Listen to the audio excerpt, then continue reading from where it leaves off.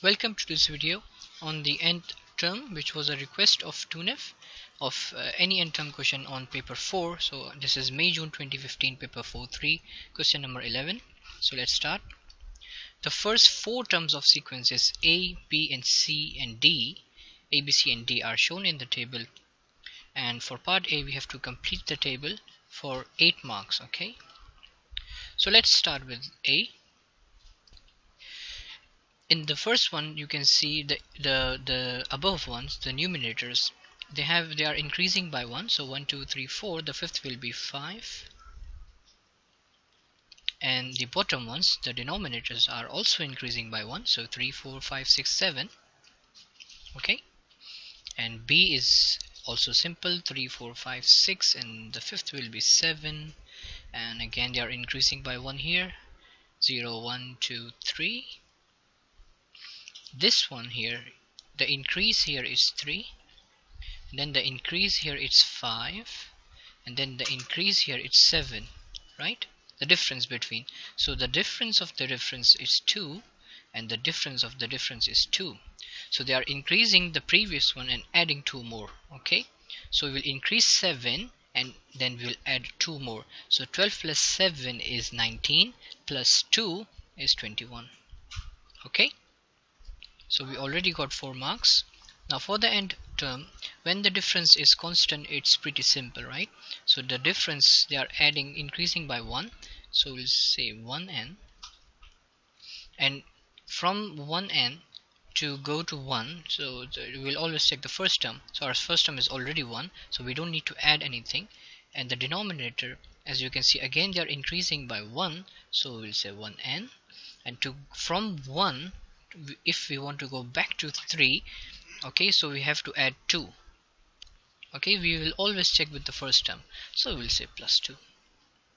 Okay, for the second one, again the increase is 1, and to go back to 3 from 1, so we have to add 2 more to go to 3 from 1. It's again plus 2, and you can see it's almost the same, the denominators of A and B.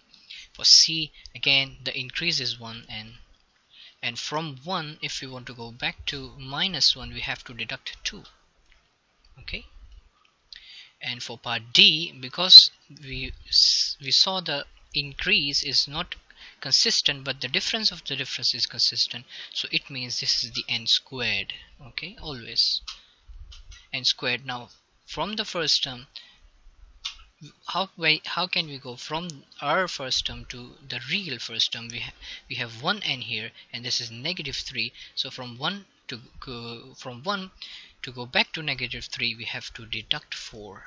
Okay, 1 minus 4 is -3. Okay, so we already got 8 marks. Now let's see part B. Which term in sequence A is equals to 36 over 37? So which term? So the good news is we already found the formula for, if in case we want to find which term, so we'll use this formula to find the answer. Okay, which is n over n plus 2. So we will say n over n plus 2, which term will give us 36 over 37. I will just cross multiply. Okay, so I will get n times 37 is equals to 36 times n plus 2. We get 37n is equals to 36n plus 72, I think.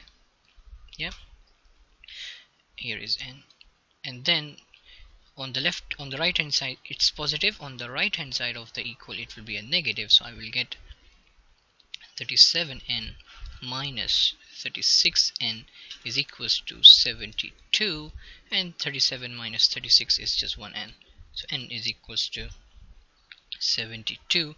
So the 72nd term will give us this answer. Okay, similarly for part C, which term in sequence D is equals to 725? So we already have the formula, n squared minus 4, so we'll say n squared minus 4 is equals to 725. Okay, so on the right hand side it will be a positive, 725 plus 4, it will be n squared is equals to 729.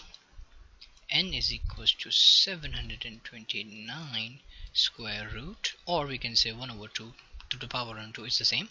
So finally I will say n is equals to 27. So it means the 27th term will give us 725. Thanks for watching.